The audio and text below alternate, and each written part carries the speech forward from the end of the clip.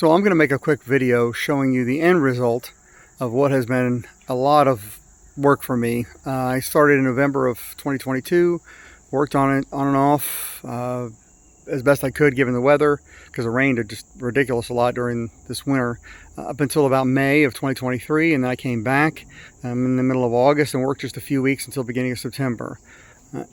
And what I did the most recently in the last few weeks, what I did in August, September, was to add this area that the table's sitting on. Originally, it went straight across from the left-hand side over to the right and into the retaining wall. But they really didn't factor in the size of the table we bought, and it just wasn't big enough to accommodate it. So I added this on, and really pleased with the way that turned out. It gives a good room for the table now. The fire pit is a wood-burning fire pit. I have also, however, set it up and ran a gas line to it so that I can use a 2-foot portable fire pit in it. I have a copper pipe that I've run through the fire pit with caps on both ends. And what that copper pipe allows me to do is I can run a flexible hose, natural gas hose, out through there from the 2-foot fire pit.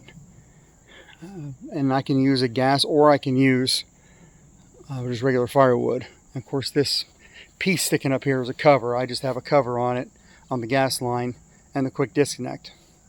And all I have to do is have stainless steel hardware under it with some thumb screws. Undo the thumb screws, pull the cover off, and boom, I can quick disconnect right into it. If not, I just take the portable fire pit out and burn wood with it. I've also set up the fire pit. Did a lot of homework on YouTube, set up the fire pit, trying to imitate some of the Brio and Solo smokeless features, which I have more about that in later videos. But I have an intake right down there. It goes under the retaining wall. It's a 4-inch dryer vent, aluminum, so it won't rust, but it's encased in concrete. And it goes up through the middle to pull air up through the middle. And also, it is actual dual-walled. As you can see, the intake there, it's one of the intakes, to help burn off the smoke as it gets hot. The retaining wall blocks, as well as the patio stones, are Ashland pavers from Lowe's.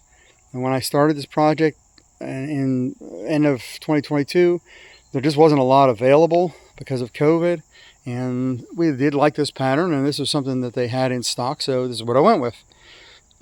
These are roughly 16 by 16 with a faux joint in the middle. And of course, the lighting I got from Amazon, I went with these little, I guess you call them cup lights or something. I guess they're about 4 inches tall, about 2 inches diameter. I just have them set in the concrete. The border is concrete, and I used a 4-inch drain waste vent pipe to make just a spot when I pour the concrete. I could have a spot to insert my lights into. And of course, the line that feeds them goes all the way underneath that concrete that's on the edging. And what you're seeing is a concrete that on top of that has pebbles, small pebbles for decoration, as well as some of the sand. The sand is from the compound I use for the joints. It is easy joint is what I use instead of polymeric. Most of the polymerics are not rated for faux joints, and the easy joint cost me right at twice as much as polymeric, but I think everything I'm reading and everything I'm seeing, it really is a better product.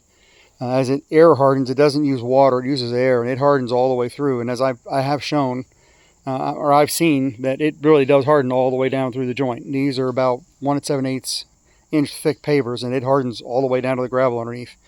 So this is a compound that should last a very long time. Most of your polymerics, from what I'm seeing, are 3 to 5 year deals. That's the reviews that I'm seeing, whereas this is more of a 10+ year type material. The fire pit, by the way, was not a kit. I had to map that out and make it, and it just so turned out that the retaining wall blocks, when cut in half, I was able to use, it was 8 regular retaining wall blocks, and then 8 blocks cut in half for each layer. So those are just regular retaining wall blocks and cap blocks.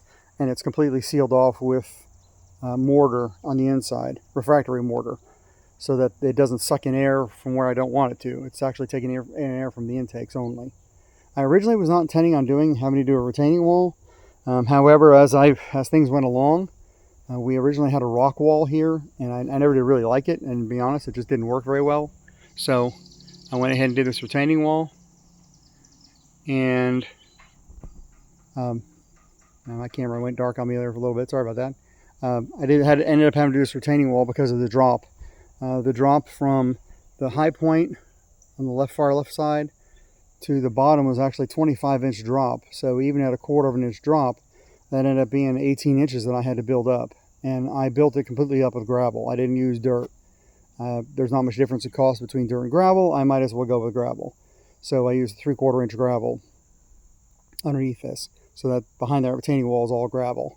So even if there are small, there's some gaps in the blocks and stuff, I'm not worried about it because it's not going anywhere. That's all gravel behind there. And I ended up with some of the gaps just because I ended up having to custom cut pieces for the corners because the radius ended up being sharper than what the blocks are designed for. So it's not ideal, but it's okay. It works. It's not going anywhere. I also went ahead and drove rebar. Those little white spots are just where I kind of caulked over it.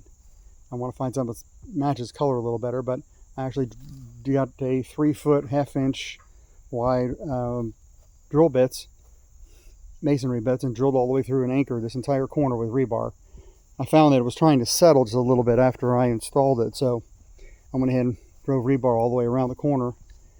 And I may actually, just for kicks and grins, go ahead and do the whole wall and rebar down it, although it doesn't seem to be going anywhere. It seems to be doing just fine. This wall, as I was building it, I put a lot of rebar in it because of having to step up so much because of the way the ground comes up. So it's already got rebar in it. So it's not going anywhere.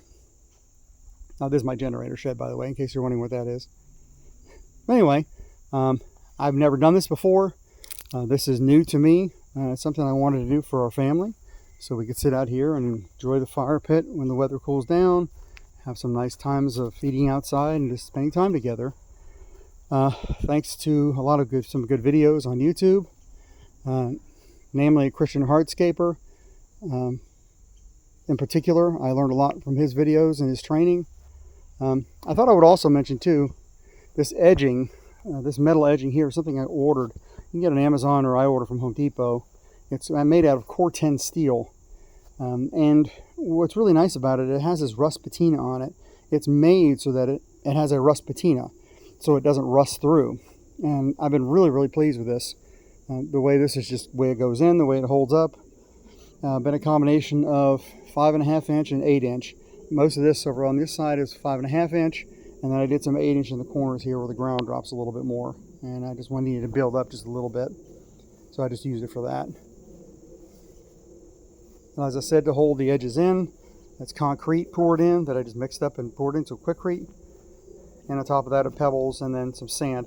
I also mixed up, to help keep the pebbles from going anywhere, I mixed up Tight Bond with water at about a 1-to-3 ratio and just sprayed the pebbles. And eventually, yes, I will have to go back and do it again after a while, but it really helps keep the pebbles down so they don't go anywhere.